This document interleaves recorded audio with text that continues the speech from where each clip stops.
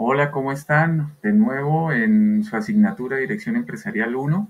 Esta vez para finalizar esta sección, o mejor, subsección de la gestión científica con uno de los grandes personajes de esta escuela o de este tiempo histórico, cuyo nombre es Henry Gantt. Henry Gantt, o más conocido por su apellido Gantt, fue un protegido y después fue un asociado de Frederick Taylor, ¿no? De este personaje que nosotros ya hemos descrito con anterioridad. Gantt es muy conocido por la gráfica de Gantt, que es la que están viendo ustedes en este momento, pero además hizo muchas contribuciones a la gestión, sobre todo en lo referente al pago dependiendo del desempeño y al entrenamiento y al desarrollo de los trabajadores en las organizaciones. Bueno, la gráfica de Gantt esencialmente todavía se usa y es muy popular. Además, cualquier software relacionado con gestión de proyectos hace uso de la gráfica de Gantt.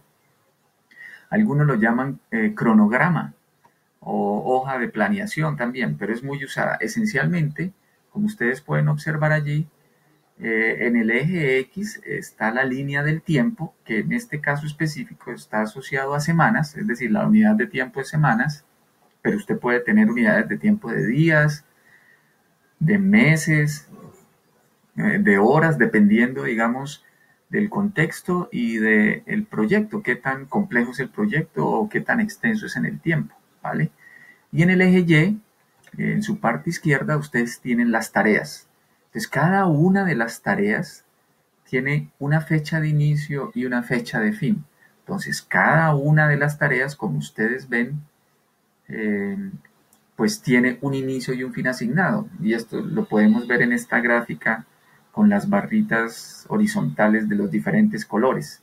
Entonces, por ejemplo, la tarea de entrevistar y seleccionar la empresa que va a hacer la arquitectura de este proyecto se tiene que hacer entre la semana del 23 al 30 de septiembre y finaliza el 7 de octubre. ¿Listo? En la semana entre el 30 y el 7 de octubre. Y aquí colocamos la barra en color rojo para indicar que corresponde a esa tarea y que debe estar lista para el 7 de octubre. Entonces es algo, digamos, muy usado además. Si ustedes buscan, hacen una búsqueda en Google o en algún otro buscador en Internet, encontrarán muchísimos ejemplos de la gráfica de Gantt, que además casi que es un requerimiento obligatorio en la gestión de proyectos.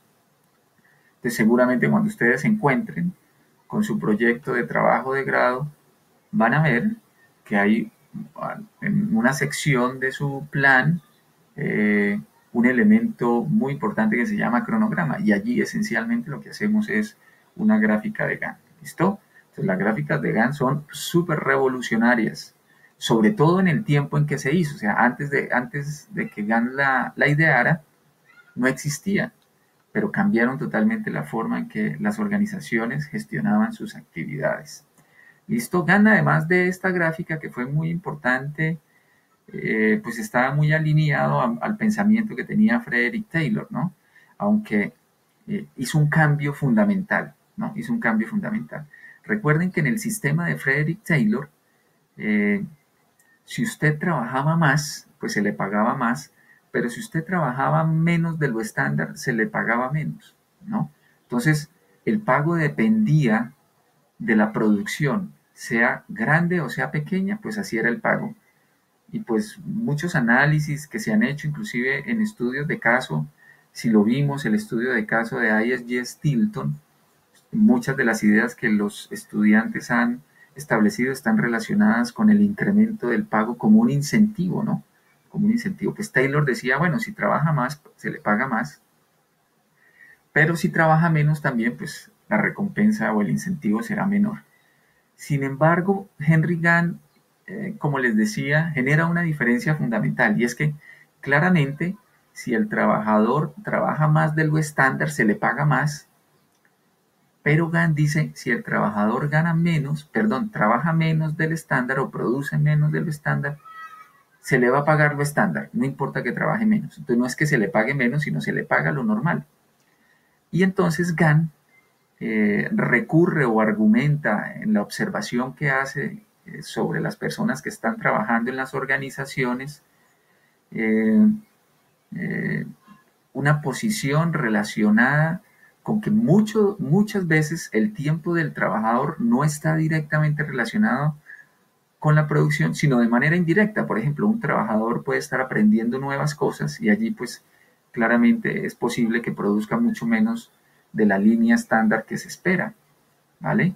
Entonces, el tiempo para aprender o el tiempo para realizar ciertas actividades que después incrementarán más la producción, dice Henry Gantt, también es importante. Entonces, por eso la diferencia que genera en términos del sistema que tenía Frederick Taylor, ¿no? Y miren ustedes que la producción generalmente con el sistema de Henry Gantt doblaban producción, es decir, aumentaba, se doblaba en términos de los resultados que se querían, ¿vale? Otra cosa que tenía en común con Taylor era el asunto de recomendar a las compañías el entrenamiento y el desarrollo de sus trabajadores. Digamos que eso sí era algo fundamental, que los dos compartían profundamente y que decían, mirando los resultados que observaban, que claramente los trabajadores a los cuales se les había dado un entrenamiento o habían recibido un entrenamiento, mejoraban el desempeño notablemente. Entonces él empieza a darse cuenta que el entrenamiento y el desarrollo de la persona es fundamental, ¿listo? Pero Taylor ya de alguna manera lo había dicho y lo tenía estipulado en sus 4 principios.